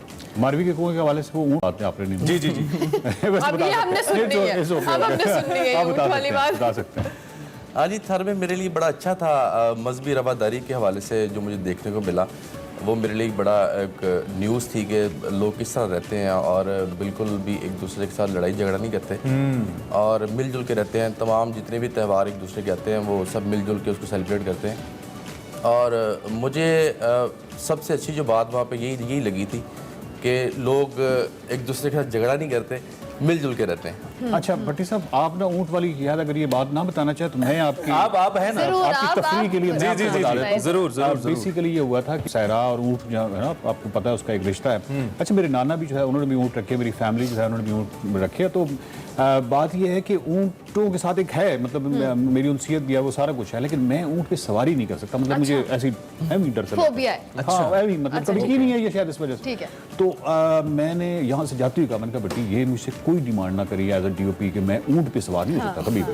अच्छा, इन्होंने मोहतरम ने जब वो मारवी के कुएं पे हम गए, वहाँ पे एक ऊँट था, तो इन्होंने फौरी तौर पे ना कोई, अच्छा मुझे भी कुछ समझ नहीं आई, मैं ऊँट के ऊपर बैठ गया, उन्होंने कहा कुछ नहीं होता। और फिर ये, अच्छा इनकी खास बात ये है कि जैसे ही आप ये काम करवाते हैं, ये जो करते ना एज अ DOP या जब कैमरे में हाय वो वाला, आपकी वैसे मोटिवेशन लेवल अप हो जाता है। मैं कहता हूँ ओके फाइन। अब मुझे तो नहीं पता था कि जिस ऊँट पे मैं बैठा हूँ वो अभी बैठा हुआ है और उसने अभी उठना भी है और उठना बहुत ही, यानी आप पूरे तरीके से आई कैन इमेजिन। अच्छा, वो उठा, मैं थोड़ा सा डरा, उसके बाद हमने एक लिंचिंग किया। सबसे जो प्रॉब्लम हुआ वो ये हुआ कि जब वो ऊँट बैठा तो शायद मैं इस तरह एक्सपेक्ट नहीं कर रहा था कि एकदम तो वो मेरा वहाँ पे मसल पुल हो गया। और जैसे ही मसल पुल हुआ तो मेरे मुंह से एक ऐसी मतलब चीज निकली जो कि और ऑफ कोर्स हमने उसको एडिट कर दिया और वो भट्टी की तरफ देखते हुए निकली। तो वो आप बिहाइंड द उसमें डालें ना, बिहाइंड द सीन्स बीप लगा के उसकी रेटिंग ज्यादा अच्छी आती है आपको, जो BTS की चीज होती है। अच्छा, तो भट्टी साहब, हम क्या एक्सपेक्ट करें मुस्तकबिल में भी? आप ऐसा इरादा रखते हैं? और वकार भाई के साथ हाउ वाज द एक्सपीरियंस, जिस तरह से आप वकार भाई के साथ बड़ा अच्छा, सिर्फ तारीफें नहीं करें, कोई इनकी भी आप कोई बताएं ना। बताएं ना जरूर। आपका स्टार्ट में थोड़ी सी मुश्किल है। वकार भाई खुद बड़े माशाल्लाह क्रिएटिव है, इनको बड़ा शौक था कैमरा वर्किंग का। तो जब ये शॉट ले रहे होते थे तो मुझे लगता था वकार भाई आप काम नहीं, आप ना करें। लेकिन ये ज़बरदस्ती बस ये आप कंटेंट देखो, सारी चीज़ें देखो, लोकेशन देखो, बस ये बाकी इंसर्शन वगैरह मैं बना लेता हूँ। लेकिन मैं ज़बरदस्ती इनसे छीनता था। मैं कोई ऐसी जगह जो आपने शूट की हो जो आपको लगे कि ये बड़ी खूबसूरत थी और ये मैं कैमरा जस्टिफाई कर रहा हूँ? ओए होए, रन ऑफ कच्छ तो बड़ा खूबसूरत था और एक माई सलीमा का गाँव बड़ा अच्छा लगा मुझे। अच्छा, दोबारा जाएंगे? हाँ जी, मसलीमा का मुझे दोबारा जाने का मौका मिले तो मैं ज़रूर जाऊँगा। और और बड़ी सारी ऐसी चीज़ें थी जो मैं एक्सपोज नहीं कर खाने में सका। कोई इंटरेस्टिंग खाया वहाँ पे? पालक पनीर बड़ा अच्छा पालक था। पनीर, ओए होए होए होए। चाय के अलावा तकरीबन हर चीज़ में पनीर था। तो सारे ही बहुत अच्छे थे। चाय के अलावा हर चीज में तो जिन लोगों को कोलेस्ट्रॉल का प्रॉब्लम हो वो जरा अवॉइड करें फिर उधर जाते हुए। नहीं, मेरा ख्याल है कि वो क्योंकि 10-15 जी लें अपनी ज़िंदगी, कोई इतना इशू नहीं है फिलहाल। वकार भाई, अब ये चूंकि हमने ब्रेक ले लिया, हम चाहेंगे कि ये जो आपका थर का सफर था इसमें आप लोगों को कहें कि वो जाएं थर, तो क्या आप वहाँ पे एक्सपेक्ट और ये भी बता दें आगे क्या आ रहा है सफर से। अच्छा, पहली बात तो ये है कि मैं इसको बहुत ही इख्तिसार के साथ ये बयान कर लूँ। सबसे पहले तो उन लोगों का शुक्रिया अदा कर लूँ जिनका के साथ बराह रास्त ताल्लुक है इस पूरी प्रोडक्शन के साथ, और वो उसमें अलखिदमत फाउंडेशन थी, उन्होंने बहुत साथ दिया, वहाँ पे जगह जगह लेके गए। साजिद साहब जो है हमारे रिपोर्टर हैं पिछले 12 साल से एक्सप्रेस न्यूज़ के, उन्होंने बहुत हमारी मदद की। इसके अलावा मतलब बहुत सारे लोग हैं, सबका शुक्रिया अदा करना बनता है। और थर जो है वो जाके मुझे जो एक एहसास हुआ है, वो पूरे पाकिस्तान में मुझे एहसास हुआ है कि ये एक मकान है, इसके अंदर बहुत ही कीमती अशिया पड़ी हुई हैं। सिर्फ फ़र्क ये है कि मकीनों को कुछ पता नहीं है कि कितनी कीमती अशिया हैं, उनको कुछ एहसास नहीं है, ये स्मगल हो जाती हैं, सब कुछ हो जाता है, लेकिन उनको मालूम ही नहीं है कि इतनी कीमती अशिया पड़ी हुई हैं, इतना कीमती लोग पड़े हुए हैं, तो उसको किसी को कोई एहसास नहीं है। और इसके अलावा जो नेक्स्ट है वो एक तो कश्मीर पे है कुछ एपिसोड हैं, और उसके बाद फिर हमारा विजर वैली स्टार्ट हो जाएगा। वाह, और सबसे कीमती चीज़ जो वहाँ पे थर में पड़ी है वो उन लोगों की मासूमियत है, इनोसेंस जो उनके पास है, और उससे कीमती चीज़ कोई नहीं है। वकार भाई एंड नदीम भट्टी साहब, thank you very much. I hope कि ऐसे एपिसोड्स आते रहेंगे और हम इस पे बात करते रहेंगे। अभी हम एक ब्रेक लेंगे, ब्रेक के बाद हाजिर होंगे, आप देखते रहिए एक्सप्रेसो।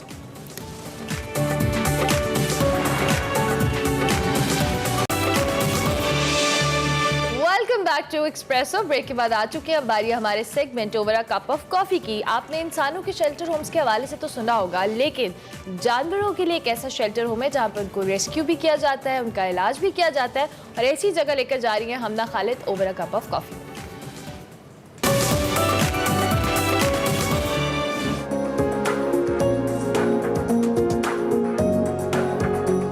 अस्सलाम वालेकुम। Over a cup of coffee में मैं हूँ आपकी होस्ट हमना खालिद, और आज आप लोग कह रहे होंगे कि कैट्स हमना कहाँ पे है। बिल्कुल ऐसे ही है, आजकल के दौर में जहाँ पे इंसानों की कदर बहुत कम है, और वहाँ पे एनिमल रेस्क्यू सिस्टम या हॉस्पिटल ऐसा जब मैंने सिर्फ सुना था, देखा नहीं था, तो जब मुझे कहा गया कि हमना ऐसी जगह हम जा रहे हैं, इस्लामाबाद में एक है, तो मैंने कहा क्यों नहीं, हम वहाँ जाएंगे। तो CDRS की कोलैबोरेशन के थ्रू यहाँ पे एक एनिमल रेस्क्यू सिस्टम बनाया गया है। आइए, कुरतुलैन मेरे साथ हैं, उनसे पूछते हैं, डॉक्टर है यहाँ की, ये देखिए इतना क्यूट है, तो उनसे पूछते हैं कि ये किस तरह से जो स्ट्रीट डॉग्स हैं, एनिमल्स हैं, बाकी कैट्स हैं, किस तरह से वो उनको रेस्क्यू करते हैं और कितना मुश्किल होता है। अस्सलाम वालेकुम, कैसी हैं आप? अल्लाह का शुक्र, आप कैसी हैं? बिल्कुल ठीक ठाक। कुरतुलैन, ये बताएं, वैसे कैट्स तो आपसे बड़ी अटैच हैं, ये बताएं कि कितना मुश्किल होता है, आप किस तरह से, ये आपका प्रोसीजर है, ये आइडिया किस तरह से आया? ये बेसिकली हमारी एक रेस्क्यू टीम है प्रॉपर, वो जाती हैं और हमें कॉल्स आती हैं डिफरेंट जगहों से, जहाँ पे भी कोई हिट एंड रन केस होता है या कोई वुंडेड एनिमल होता है, तो जो बंदा उनको देखता है वो हमें कांटेक्ट करता है, तो हमारी टीम जाती है, उस एनिमल को वहाँ से रेस्क्यू करके लाती है, फिर हम लोग उसको यहाँ पे ट्रीट करते हैं। जो कैट्स हैं वो हमारी कैट सेंचुरी में रहती हैं, जो डोंकीज़ होते हैं वो हमारी डंकी सेंचुरी है वहाँ होते हैं, और कुछ डॉग्स वगैरह भी हैं जो कि हम रेस्क्यू करके यहाँ पे ट्रीट करते हैं।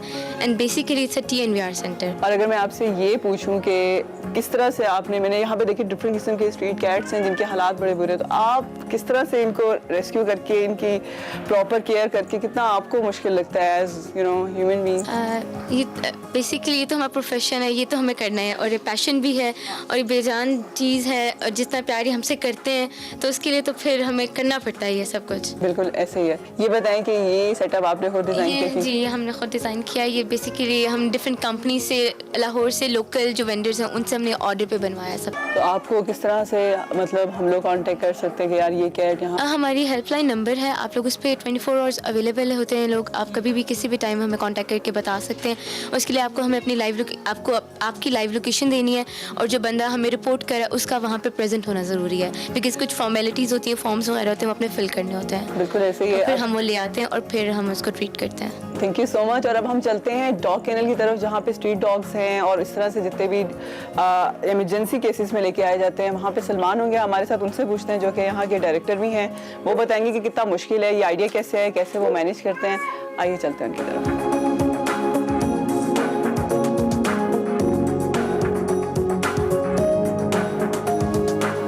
ओके जी, सलमान रफीक हमारे साथ हैं, उनसे पूछते हैं कि ओवरऑल ये आइडिया उनको या उनकी पूरी टीम को कैसा है? अस्सलाम वालेकुम। अस्सलाम वालेकुम जी। हम ना सबसे पहले तो welcome to the DNVR facility. और ऐसा है कि CDRS तकरीबन पिछले 16 साल से पाकिस्तान के अंदर इंसानों की फलाह व बहबूद के लिए तो कोशां थी।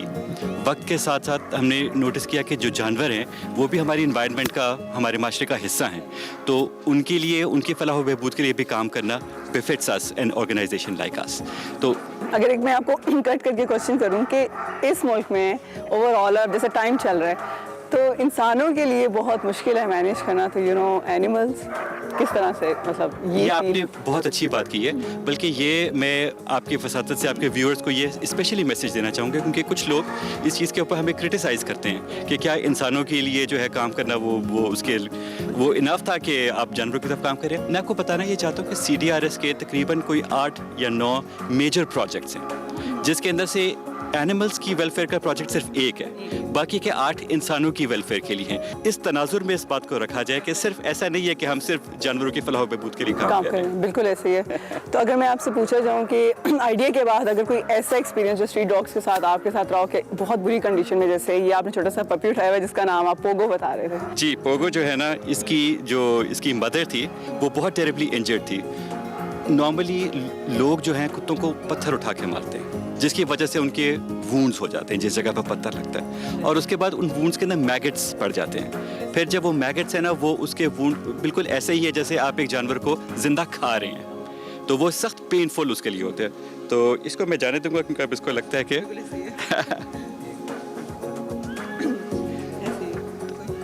उसकी वजह से इन्फेक्शन हो जाती है, और उसकी वजह से फिर उस जानवर की ज़िंदगी थ्रेटन हो जाती है। तो इसकी जो मदर थी वो इसके लेटर ऑफ 6 जो है, फिर हम लोगों ने मदर और लेटर ऑफ 6 को रेस्क्यू किया, तो उसके अंदर से he survived and now he seems to be thriving। अच्छा सलमान, कोई ऐसा स्ट्रीट डॉग या इमरजेंसी आपको कॉल आई हो या बताया गया हो कि इस लोकेशन पे ये सिचुएशन है, और कोई आपने वो देखा हो, उसके हालात बहुत बुरे हो और आप उसको ट्रीट कर रहे हो इस time?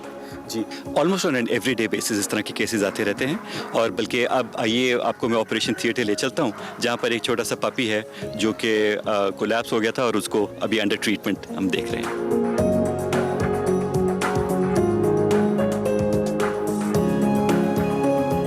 Welcome to the operation theatre.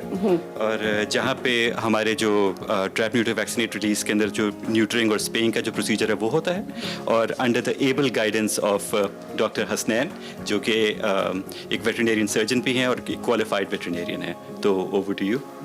अच्छा हसनैन, ये क्या हुआ था इस पपी को? इस पपी की माँ को पॉइजन दिया गया था, और ये रोड पे पड़े हुए थे, बहुत कम एज में थे, तो हमने इनको रोड से उठाया था और ला के इधर हमने इसको फीड किया और इसकी परवरिश कर रहे थे। लेकिन जो छोटे पपीज़ हैं उनमें कैनाइन पार्वो का इशू आता है, एक वायरल डिजीज़ है जो बहुत जल्दी फैलता भी है और इनके लिए काफ़ी क्रिटिकल भी होता है इनकी लाइफ के लिए। तो ये उस चीज़ से अभी सफ़र कर रहा है ये पपी, और इसकी मेडिकेशन जारी है। बिल्कुल ऐसे ही। आई होप सो कि ये जो कॉन्सेप्ट आप लोग लेके आए, ये बहुत यंग जनरेशन मेरे ख्याल में बहुत ज़्यादा इस चीज़ को कर रही है प्रमोट, लेकिन बाकी जितने हमारी आवाम है उनके जहन में हम जो है ना ये बिठा सकें कि इंसानों के अलावा जानवर भी एक जानदार चीज़ है, तो एटलीस्ट इनका जो कॉन्सेप्ट है ये चेंज हो। बिल्कुल एब्सोल्युटली। मेरा ख्याल है कि हमारा जो अपनी फ्यूचर जनरेशन की परवरिश का जो एक तरीका है, उसके अंदर हम लोगों को ये वाली बात उनको बतानी चाहिए कि अगर आप नफ़रत सिखाएंगे तो नफ़रत आएगी, और जो नफ़रत करते हैं उन्होंने भी किसी से सीखी थी। तो प्रॉपर जो अगर एक अल्लाह ताला का मतलब हम पर अहकामात हैं कि हर जानदार चीज़ की आपने उसकी आपने हिफाजत करनी है और आपने उसको प्रोटेक्ट करना है। तो हमारा एक ऑन गोइंग होप यही होगा कि जो है ज़्यादा से ज़्यादा लोग जो हैं वो जानवरों से नफ़रत ना करें और उनको मारें ना, और उनको मतलब मारने की कोशिश ना करें, बल्कि उनको एक सोसाइटी का हिस्सा बने। अच्छा, अब ये बताएं कि गवर्नमेंट आपको किस हद तक कितना सपोर्ट कर रही है? जी देखें, ये जो स्ट्रे डॉग्स का मसला है ये मल्टीपल चीज़ों को अफेक्ट कर रहा होता है। तो जैसे पब्लिक हेल्थ के हवाले से भी ये बड़ा इंपॉर्टेंट इशू है। तो हमारे साथ गवर्नमेंट ऑफ पाकिस्तान, ख़ास तौर पे ICT एडमिनिस्ट्रेशन जो है वो, और उसके साथ WHO, लाइफ स्टॉक डिपार्टमेंट, ये सारे हमारे साथ मिलके काम कर रहे हैं। और इस्लामाबाद में डॉग कलिंग पे या डॉग पॉइजनिंग पे बैन हो गया है जो CDA करते थे। बिल्कुल, फॉर श्योर। ये बात बहुत अच्छी है कि आम आवाम के अलावा भी जितनी भी गवर्नमेंट है वो भी आपके साथ मिलकर आपको सपोर्ट करे, और ये चीज़ जो है वेस्ट के अलावा पाकिस्तान में कॉमन हो। क्या कहते हैं? जी बिल्कुल, और इंशाल्लाह अगर तो जो तुर्की के 20 साल एक्सपीरियंस है जो दुनिया ने सीखा है, अगर उसको हम भी यहाँ पर इम्प्लीमेंट करें इन लेटर एंड इन स्पिरिट, तो इंशाल्लाह वही वाले सम्राट हम लोग। ये था आज का over a cup of coffee. Next time फिर मिलेंगे, तब तक के लिए टेक केयर एंड अल्लाह हाफिज। Welcome back to Expresso. और अब हम बात करते हैं जनाब, एक बड़ी खास बर्थडे विश हमने करनी है। That is to chief of army staff general Qamar Javed Bajwa, जो कि अपनी जिंदगी की 61 बहारें देख चुके हैं। आप जानते हैं कि उनको 2016 में बतौर chief of army staff general Qamar Javed Bajwa Nishan Imtiaz military Hilal Imtiaz military ने पाकिस्तान आर्मी के चीफ के तौर पर ओहदा संभाला, और पाकिस्तान के 10th और करंट भी आर्मी चीफ जनरल बाजवा साहब ही हैं। और आज उनकी सालगिरह है। नवंबर के अंदर ही, नवंबर 2016 के अंदर ही वो बतौर आर्मी चीफ पाकिस्तान आर्मी के आर्मी चीफ के तौर पर उन्होंने अपना ओहदा संभाला था। और आज चूँकि नवंबर ही है, 11 नवंबर है, तो आज के दिन वो अपनी 61वीं सालगिरह मना रहे हैं। So many happy returns of the day army chief साहब, and may you live long. It was an important birthday. आगे बढ़ते हैं, और चूंकि हम आर्मी चीफ का जिक्र करें तो we have an event associated with army chief साहब एज वेल, तो उस पे भी हम बात करेंगे। आपको बताएं कि पाकिस्तानी नौजवान दुनिया भर में मुख्तलिफ खेलों में पाकिस्तान का परचम बुलंद करने के लिए पुरज़्म है। और इसी तरह taekwondo championship Liaquat gymnasium Pakistan sports complex में chief of army staff Pakistan open international taekwondo G1 championship में कोयटा से ताल्लुक़ रखने वाले हारून खान ने पाकिस्तान के लिए मेडल जीता है। इससे पहले हारून खान लिबनान में होने वाले एशियन ताइक्वांडो चैंपियनशिप में ब्रॉन्ज मेडल भी हासिल कर चुके हैं, और इस वक्त हमारे साथ मौजूद हैं हारून। आपको हम खुशामदीद कहेंगे। Thank you so much in Expresso. A very good morning and congratulations. कैसे हैं आप? Thank you so much, thank you. Haroon, ऐसा हो नहीं सकता कि कोई पाकिस्तानी पाकिस्तान के अंदर या पाकिस्तान से बाहर कुछ बड़ा अचीव करे और वो हमारे शो का हिस्सा ना बने। हमें लगता है कि कर्ज है हमारे ऊपर कि हम आप जैसे हीरोज को सामने लेकर आएँ। तो सबसे पहले तो हमें बहुत ही खुशी हुई कि आपने ये चैंपियनशिप अपने नाम की। पूछना आपसे ये चाहेंगे कि कैसा रहा तजर्बा, कितनी मेहनत की, इस टाइटल को जीतने के लिए क्या क्या करना पड़ा आपको? सबसे पहले मैं आप लोगों का शुक्रिया अदा करना चाहता हूँ कि आपने मुझे इनवाइट किया यहाँ पे। और G1 चैम्पियनशिप पाकिस्तान के लिए बहुत अहम है, और इस तरह आगे भी इवेंट होना चाहिए। तो मैं चीफ ऑफ आर्मी स्टाफ का शुक्रिया अदा करना चाहता हूँ कि उसने हमें फैसिलिटीज में G1 इवेंट दिए। और मैं अपने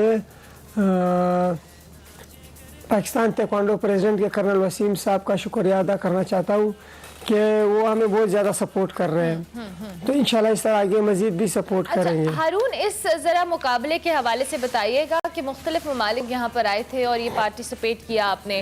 आप ओवरऑल जो इस फॉर्मेट था इस गेम का वो भी बताइएगा, और आपका experience as a Pakistani player किस तरह का रहा?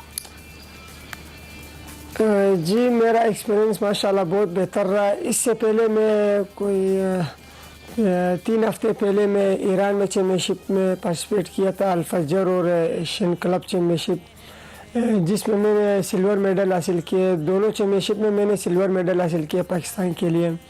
तो वहाँ पे भी बहुत अच्छा एक्सपीरियंस रहा। बहुत ज़्यादा अच्छे प्लेयरों के साथ फाइट्स की। फाइनल फाइट ईरान के साथ थी, वहाँ पे भी मैं लूज़ कर गया, लेकिन मेरा बहुत अच्छा एक्सपीरियंस रहा। तो उस वजह से आज पाकिस्तान में जो G1 हो गया था उसमें मैं गोल्ड ले लिया। अच्छा, तो अच्छा एक्सपीरियंस रहा। इंशाल्लाह मजीद आगे भी अच्छा एक्सपीरियंस रहेगा। इंशाल्लाह व्हाई नॉट। एक तो ये कि आप ट्रेनिंग पाकिस्तान में ही करते हैं, आपके कोच ट्रेनर वगैरह कौन हैं, और दूसरा ये कि जो ताइक्वांडो है इसमें क्या हमारा जो ट्रेनिंग का मेयार है वो बैनुल-अक़वामी मेयार के मुताबिक है? क्या आप किसी भी बैनुल-अक़वामी मुकाबले में, बड़े मुकाबले में हिस्सा ले सकते हैं? इतने ट्रेंड हैं आप? जी बिल्कुल, मैं अपने कोचेस से सेटिस्फाइड हूँ अल्हम्दुलिल्लाह। हमारे कोचेस उस्ताद आसिफ, सर हनीफ और फीमेल कोच मैम नाजिया है, जो हमें बहुत अच्छी ट्रेनिंग कराते हैं। जो बाहर और यहाँ का बस इतने फ़र्क तो नहीं है। कुछ फैसिलिटीज़ है जो उनको अच्छे मिल रहे हैं, हमें नहीं मिल रहे। अच्छा, तो गवर्नमेंट से मैं अपील करता हूँ कि हमें वो क्या फैसिलिटीज़ हैं? अच्छी फैसिलिटीज़ दें। ठीक है, वो क्या फैसिलिटीज हैं जो आप समझते हैं कि आपको मिलनी चाहिए, बताइए। जैसे प्लेयर के डाइट हो गया और प्लेयर के ट्रेनिंग टूर्स हो गए और इवेंट्स हो गए। जो अक्सर डाइट पे, मतलब मेरी ज़्यादा इशू डाइट पे ही रहती है, क्योंकि कुछ प्लेयर जो है ना वेट लूज करते हैं, कुछ वेट बढ़ाते खेलते हैं, कुछ वेट लूज करके खेलते हैं। तो यहाँ पे पाकिस्तान में प्लेयर्स के लिए डाइट का बहुत बड़ा इशू होता है। ठीक हो गया। अच्छा हारून, ये भी बताएं कि अभी जिस तरह से आपने कहा कि कुछ ऐसी फैसिलिटीज़ हैं जो यहाँ पे प्रॉपर्ली अवेलेबल नहीं है। आपने अभी मुख्तलिफ जगहों पे खेला, आपने अभी ईरान का जिक्र किया, आपने ये जो भी चैम्पियनशिप जीती है इस हवाले से भी आपने गोल्ड जिसमें जीता है। यहाँ पर आप जब डिफरेंट प्लेयर्स के साथ खेले, आपको क्या फ़र्क लगा कि आप उनकी ये स्ट्रेंथ है और आपकी ये वीकनेस है, या आपकी ये स्ट्रेंथ है और उनकी क्या वीकनेस है? जी, फैसिलिटीज़ की बात करते हैं हम। पहले तो हमारे साथ उस तरह के जिम नहीं है जिस तरह बाहर वालों के साथ है, क्योंकि मैं देख के आया हूँ जिस तरह के उनके जिम है, उनके जो ट्रेनिंग हॉल्स है और इनका जो ट्रेनिंग से अलग जो उनकी रहाइश है, तो आप वो देख लीजिए ना तो आपको नज़र आ जाएगा कि उनके प्लेयरों में और हमारे प्लेयरों में क्या फ़र्क है। और हमारा गेम जो है ना इलेक्ट्रॉनिक्स पे होता है, फिर हम ट्रेनिंग में इलेक्ट्रॉनिक्स इस्तेमाल ही नहीं करते तो इस वजह से हमें वो अंदाज़ा ही नहीं होता कि कहाँ मारने से पॉइंट निकल आता है। और अगर हम उस इलेक्ट्रॉनिक्स ट्रेनिंग में स्टार्ट करें तो हमारे प्लेयर्स इंशाल्लाह बहुत ज़्यादा तजुर्बा। ज़बरदस्त। Thank you very much Haroon, बहुत शुक्रिया and we wish you very best of luck. साथ साथ अभी आपने प्रेसिडेंट आइकॉन फेडरेशन के जो उनके आपने शुक्रिया अदा किया, कर्नल रिटायर्ड वसीम अहमद जंजुआ साहब का, जो आपको सपोर्ट भी कर रहे हैं और आप जैसे प्लेयर्स को आगे आने का मौका भी फराहम करें। हम उनका भी आपके बिहाफ पे भी शुक्रिया अदा करेंगे सॉरी कि आपको भी मौका मिले और आपकी तरह के और भी दीगर प्लेयर्स आप पाकिस्तान का परचम बुलंद करें और हमारे लिए मेडल जीतें। बहरहाल एक अच्छी एफर्ट है इदारों की कि वो मुख्तलिफ जो स्पोर्ट्स हैं उनको सपोर्ट करते हैं। गवर्नमेंट ऑफ पाकिस्तान को भी करना चाहिए। कितने छोटे से मसाइल हैं, प्लेयर्स बेचारे एक अच्छा सा जिम मांगते हैं, डाइट प्लान मांगते हैं, कि उनको वो सपोर्ट तो करनी चाहिए, बहुत ज़रूरी है। Well, thank you very much. Expresso champion Haroon साथ थे, ब्रेक लेते हैं।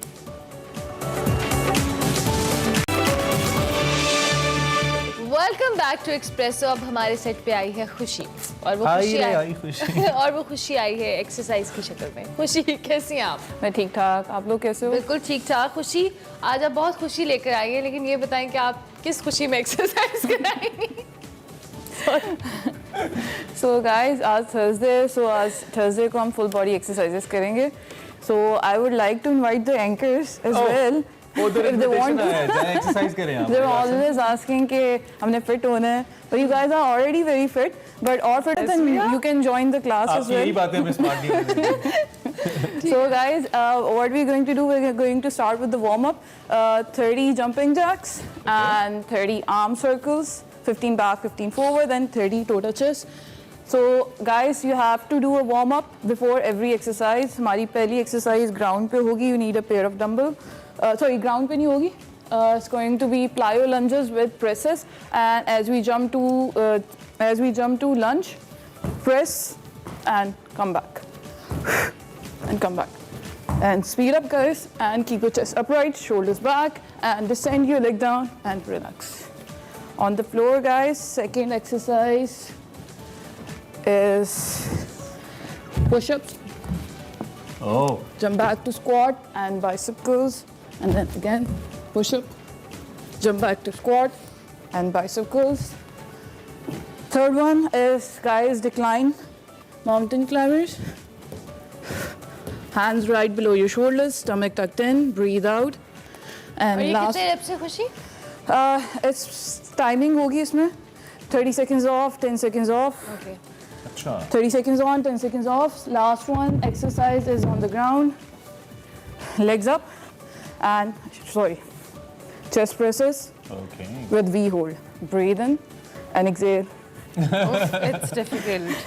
वो breathe in, breathe out पे सारी difficult हैं। हम हर बार कहते रहते हैं ना खुशी को breathe in, breathe out. ये सारी difficult हैं। So guys, ये youth के लिए थी, जो basically ये दो exercises के बीच में कितना जो time difference है वो matter करता है कि उसके बाद अगर आप बहुत ज़्यादा endurance अच्छी नहीं है तो आप 15 सेकंड ले लें।